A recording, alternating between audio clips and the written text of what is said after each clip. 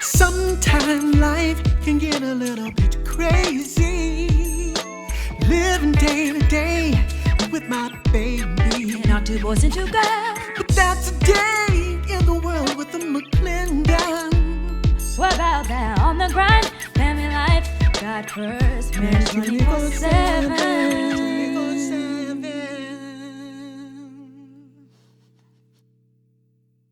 Hello everybody, it's Marriage 24/7 here again. That's right. I'm Crystal. I'm David. We're here today. We're going to tell you all about how Marriage 24/7 got started. Yeah, it's been a journey, you know. It's definitely been a journey, and we still are in the process of the journey, but she's going to tell you about the beginning. The beginnings. You know, it was about 2004. 2004? When, you know, David sings, as we talked about, I sing, and it's been told to us over the years that our 2 talents, our ministry needs to come together.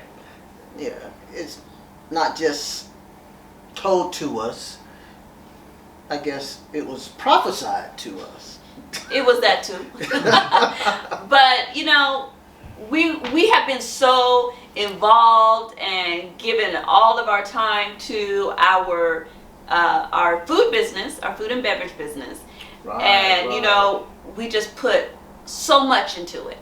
Whole lot. And God told me one day, spoke to me as clear as I'm speaking to you, that He has blessed us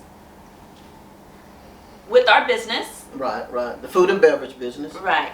But He has blessings in store for us that we couldn't even imagine. Right. But we have to follow His word and move into the ministry. Right. Now He told me that, and I didn't tell Him. She don't tell me nothing. I was like, nah. So it was like, it kept coming back in my head, I was like, no, I ain't saying nothing. Didn't want to own it. No. So it was finally one day I was like, okay, David, God told me to tell you something. So I told him, and he was like, yeah. He was like something he already knew. So it was at that point that in 2004 we said, okay, we're going to do this. You know how it is, like you just get so caught up in life, you know, and you just, you know, you get used to just doing what you're doing. But you know you have other purposes in life that God has given you. And sometimes we think those other things are just going to just happen, you know what I'm saying, without us putting an effort, you know, forth to that. You know, sometimes, you know, I don't know if anybody's out there that is creative and you take your creativity for granted. You know what I'm saying? God has blessed us to be able to sing. You know, and so we just take it for granted. Okay, we just sing, you know, but it was more purpose to our singing because it was encompassed with being able to minister to people about what we go through, because basically what we go through, you're going through. You know, it's what happens in life. So we took the focus off of what we know we should be doing, that we thought would happen automatically, because we were really just caught up in Dee Dee's Chick and Cat Shack, because we were serving up chicken and catfish, and certain people would see us on certain events and be like, you know, why are you behind the fryer, David? You know, I'm Dee Dee now. You know what I'm saying? I was no longer David because I was just frying up chicken and catfish, because that is what was at the time God was giving me to support my family and my children. But it was always that love of being able to minister to the Lord. But even with the word God clearly gave us, right, that okay, I'm taking care of you with Dee Dee's Chicken Cat Shack, but look at what I have for you. But even with that word, still caught up. We didn't move forward. It's just Dee Dee's Chicken Cat Shack, Dee Dee's Chicken Cat Shack. Okay. But that was 2004, and now we're in 2020. Deuces. 2020. Deuces. And the word is still there. Still relevant. It didn't still leave. Relevant. Yeah. But now we're saying, okay, God, this is the time. And, a lot's going on, as you know. But even through that journey, there were particular times that we said, okay, let's go ahead and try to pursue this. And to be honest with you, some of those times was not God ordained. Even God, God gives you a word, and sometimes we just want to move on it, even though God said He's going to bless us beyond measure. There are things that it's a timing situation, and so I believe some of the time God told us to move and we didn't move, and then some of those other times we moved when God said don't move. You know what I'm saying? Right. Right. That's what Right. Yeah. But so during that time when we were moving, not moving, and moving, Right. God gave me Marriage 24/7. Okay, that's our name. That's our name. It's our logo. And Marriage 24/7 speaks on being married in a full circle, like the wedding band. Okay. Right. We work together, we live together, we raise our children together. That's 24/7 together.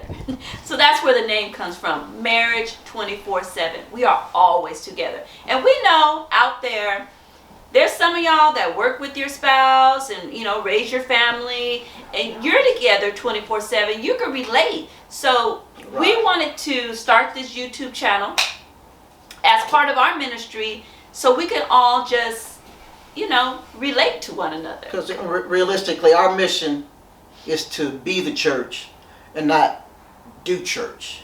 You know what I'm saying? Because we get caught up. I'm a church boy. You know what I'm saying? I grew up in church. I was taught how to do church and not necessarily how to have a relationship with God. And that came about with me searching, but at some aspect, I thank God for my upbringing because it's the foundation to who I am and to where I am. But when I look back over the journey, I was taught how to sing in the choir. I was taught how to be an usher. I was taught, just activities, that type of thing. And, the teacher can only teach you what the teacher knows. You know what I'm saying? So you can't really fault the teacher, but there's more to it than that. You know what I'm saying? So, Marriage 24/7, we're about, husbands, showing husbands how to love their wives as Christ loves the church, to give of ourselves, and that's really serious because that's like dying to yourself. You know what I'm saying? And it's an everyday journey. There are situations we still go through that she pisses me off. You know what I'm saying? And it's like, I ain't want to have nothing to do with you.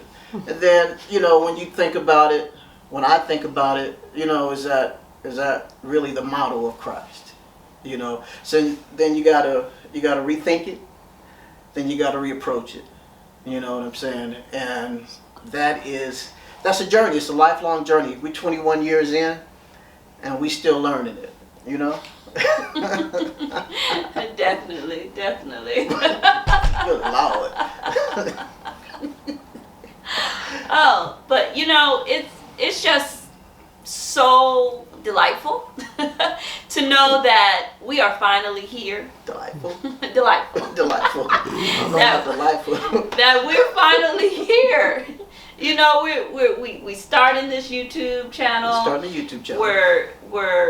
We're getting with other married couples, and you'll be seeing it later where we're just talking stuff out because we need that. Right. Married people need that. We could front in front of each other at church and be like, oh yeah, praise the Lord. Things are great. But, just to have somebody sit next to you on the couch be like, oh yeah, he gets on my nerves too. Yeah, he didn't do this. Yeah, he didn't answer his phone. Or, yeah, he didn't take out the trash. I mean, this is like I don't real take stuff. out the trash. My children take out the trash. But yeah, Marriage 24/7 is real. You know what I'm saying? It's a real thing. And I know for me, the Lord told me a long time ago, it's not all about my singing. Because I got caught up in the singing aspect, and God said it's more to our marriage than singing. you know, the communication aspect. And so that's what we're sharing with you. We'll be sharing our ministry in song with you. You know, we're sharing our life's journey with you. We're sharing our relationship with our children with you. We're sharing our relationship as to how we work together. You know what I'm saying? Because like Chris said, you know, we live together, we work together, we raise our children together. And Marriage 24/7 really encompasses, you know, us being together when we're not together. Because God says that, you know, we become one. And so just because I'm not in her presence doesn't mean that we're not one.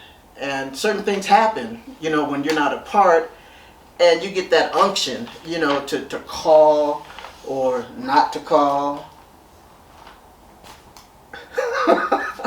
You know, those things happen where the Lord just kind of like, you know, jerks on you. Like, leave me alone. The Lord jerks on you, and just that subtle thing to just do whatever He's saying do. And then, you know, you get on the phone with the wifey and it's like, you know, I was just thinking the same thing, or I was just about to call you and tell you this. So that's that oneness when you're not together. And, you know, we have a pop-up food services business, and, you know, working with her, I'm sure, you know, she would agree, and working with me, I'm sure that I would agree, it's not always easy, you know what I'm saying? We work underneath the tent. We do various events, from the Pasadena Rose Bowl to Concerts, sporting events, all school of that. events. All of that And stuff. you know, we have to go from planning the event to working the event. And a lot of times, Woo, I'm you the most pleasant person to work with. a lot of times, the tension that can be underneath that tent, you know, we're there working, Woo, Lord. okay? And you have to remember that this is work, okay? And what he says often is, what happens under the tent stays in Like the tent. what happens in Vegas stays in Vegas. So once that event is over, and a lot of times we be hot underneath that tent, Right. you know, come on, get these orders out. He's back there, somebody didn't got his attention, and he's talking to somebody, and we got a line a mile long. And she taking orders, trying to make orders, trying to put orders out, because she trying to be, I'm every woman. So yeah, the tension, like I said, is real under that tent. But Very real. Marriage 24/7. Okay, once that event is over, we then broke down all the equipment and put it back in the truck and roll back to the house. At least on the ride back to the house, we still under the tent. Let's keep it real. But once we get out of that car, Once we get out the vehicle, the job is over. It And now is we're over. on to the next part of Marriage 24/7. Okay? it's learning how to switch hats. Yeah. You know what I'm saying? This is the Dee Dee's hat, and then, you know, after I take the Dee Dee's hat on, you know, I got to put the husband hat on, the father hat on, and because I work with my wife, our children are trained to do business. You know what I'm saying? We've trained them to look at us as models, as entrepreneurs, and like, okay, you may not be slinging chicken and catfish, but these are the principles of being an entrepreneur. You know what I'm saying? So, you know, I gotta, even under the tent, I gotta, sometimes I gotta switch the hat from Dee Dee and be dad based on the attitude of my children. You know what I'm saying? Or based on something my wife says. You know, I gotta be husband. You know, so it's like you're forever having to know who to be and what to be and how to be. How to be it. How to be it. That's the key, and that's important, is to know when to have the wife hat on, when to have the mom hat on, when to have the executive hat on. Because, you know, just women, you can relate. We are always having to be everything, Right. and we got to know how to switch it. We got to know when the baby needs X, Y, and Z, and husband walks through the door and he wants ABC. You know, you got to learn how to. ABC. Not the And he CBS. wants ABC. He don't want to be X, Y, Z, because he No. does say he comes first. That's right. I do come first, right? I do come first, and she comes first. And I think a lot of issues in marriages, I know we we go through it, it's like, you're my queen. You know, I'm the king. So what happens is that sometimes we can focus on the children and their needs, and then because we're so caught up in raising the children the model way that the Word of God tells us to raise the children, then that other part of the Word is like, well, you got to take care of your husband too. So if she's taking care of the children and I come in and I need to be taken care of, sometimes she's so engulfed with the children that it's like she put me on the back burner. And I feel that. You know what I'm saying? My spirit is like, no. When it's an empty nest, if we don't know how to operate within the confines of what the Word of God says and how we relate to each other in certain situations, then she can get so caught up with having the best relationship with the children that when they leave and it's an empty nest, it's like then we looking at each other like, dang, how do I relate to you? Because it was always an inclusion of the children. You know what I'm saying? So we can't be so caught up in children that we don't really know how to say, I still got you, sweetie. I still got you, you know, homie, you know, little young man, you know, son. But, you know, mom needs something right now. Let me get back with you. You know, this is important. But the queen needs my attention. And I think in relationships that when there is trouble or there is anxiousness or when the ship is rocking, you know what I'm saying, what we're missing from our king and queen, then we get into having a stellar relationship with the child. You know what I'm saying? And that what we're not getting tends to it tends to be what we're giving the children, you know, because we got 4. And you say empty nest, I don't know, we're going to be 100 before we have an empty nest because we have, because Caitlin messed it all up. Yeah, but let me tell you about our children. Okay. We have Zachary. Zach Mack, he's firstborn. He's the oldest. He just turned 20. 20, duh. Now he's moved out. Mm-hmm. Okay. And she don't know. little sidebar. Okay, Zachary is the firstborn, but you know she's the what do you call that? The little old lady in the shoe, don't know what to do. You know what I'm saying? She's very hands-on with the children, and for her, it was tough for her to let go of Zach. And I grew up with 4 brothers and a sister, so I know I know how boys think. I know what it is to raise a boy to a young man to a man. So, you know, has the emotional aspect to it. So you got to let them trip and learn from their mistakes. So it was hard for her to let Zach go. And then we have it is. Okay. We have Corey. K to the O. He is our second born young man. 17. He is 17. 17. Oh yeah, he's the baby boy. Yeah, he's the baby boy. Corey, they think Corey is the favorite. You know, whether you admit it or not, you got multiple children. You know, the other children are gonna think that one of their siblings is the favorite. But truth be known, Corey's birthday was right after tax season, so he always had the best birthday party. So that's probably why they think he's the favorite child, because Uncle Sam was like, direct deposit, and then K.O. Oh, yeah.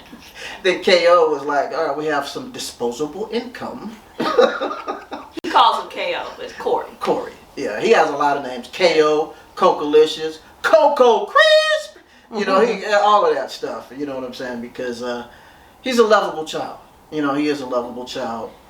And then we have Zaria, my princess. She is 16 right now. 16. Firstborn daughter.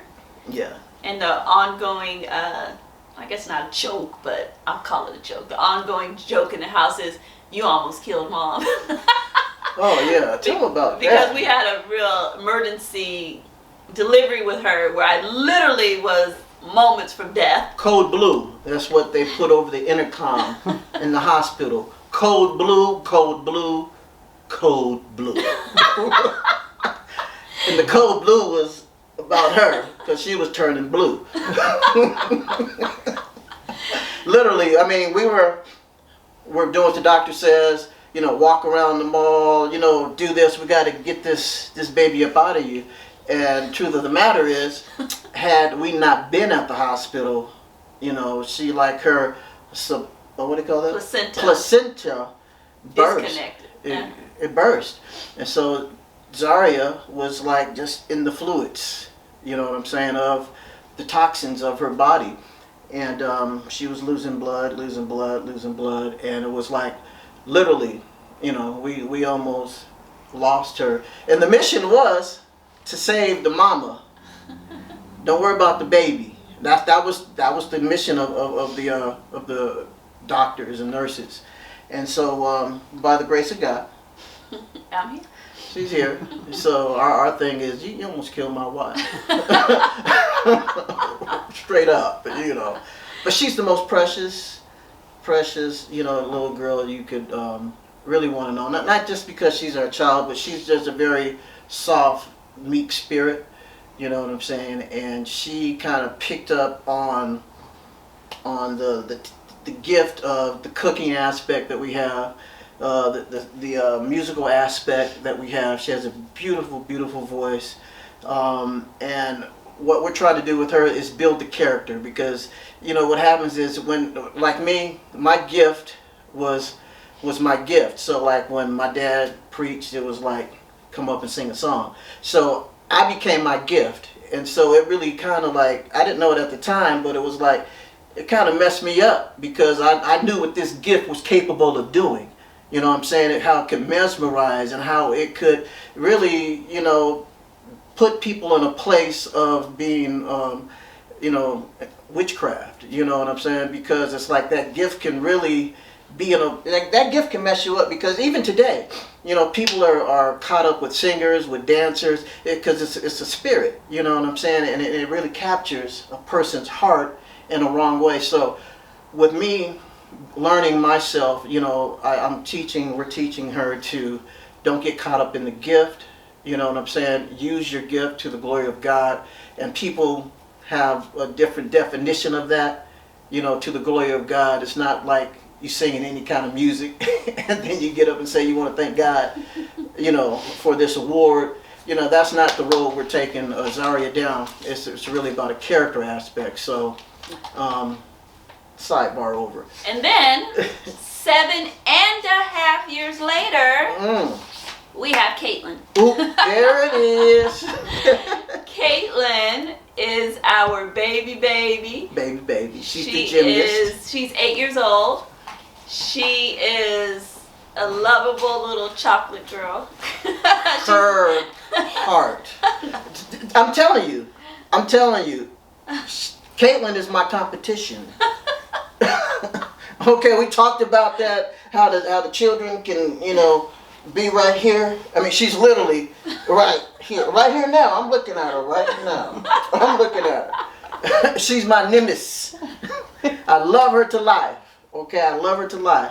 But sometimes you got to go. You know what I'm saying? I'll wake up still at 8.5 years old. I'll wake up at night reaching over to you know, touch my woman, and I'm touching pigtails.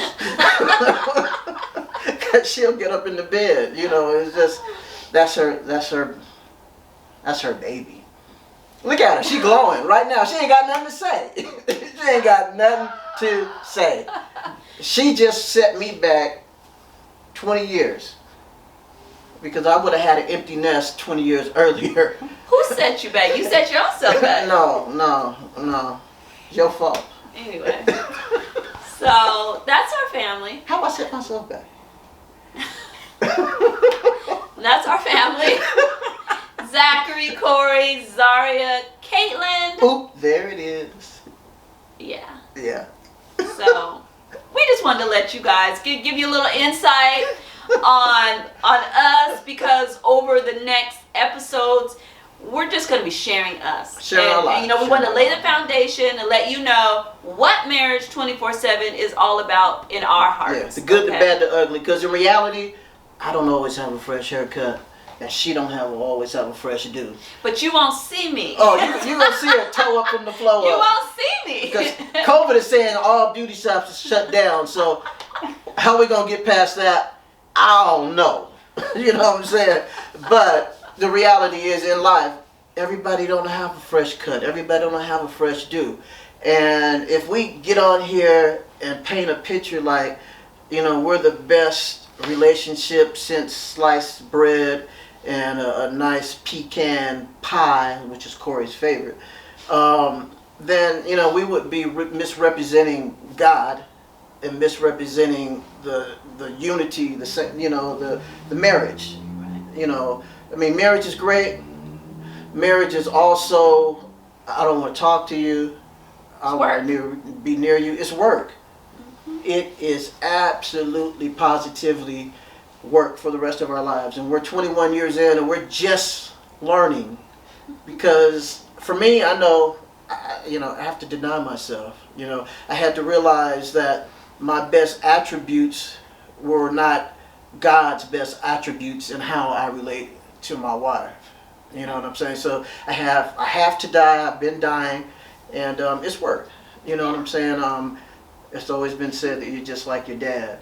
You know, but in reality, being just like my dad may not be what I should be to my wife. And that's something to think of. And not tainting him or his memory or our relationship, but that's the reality of it, because just because he's my dad, I had to realize that he had faults just like me as a man. And but you're telling too much. All right, yeah, I'm talking. Because we're going to get into that Yeah. on our channel. You'll learn all about him and his daddy. But you got our foundation, and we love that you love us already. And we love you for so loving us. we want you to like, and I gotta learn this, like and subscribe and share and follow and share. Follow, all of that kind of stuff. Leave us a message. Let us know what you think. You know, Yeah. I don't like the way your hairline go all the way back. You know, then I gotta talk to my barber. Okay, but I want to hear stuff like that, because you know, and Yeah, so that's us. That's Marriage 24/7. And we got some good things coming, because at the end of every episode, not this one, but the end of every other episode, you're going to get to hear us sing. Maybe both of us sometimes, maybe David, maybe me, maybe our children. Yeah, that'd be a treat. Marriage 24/7.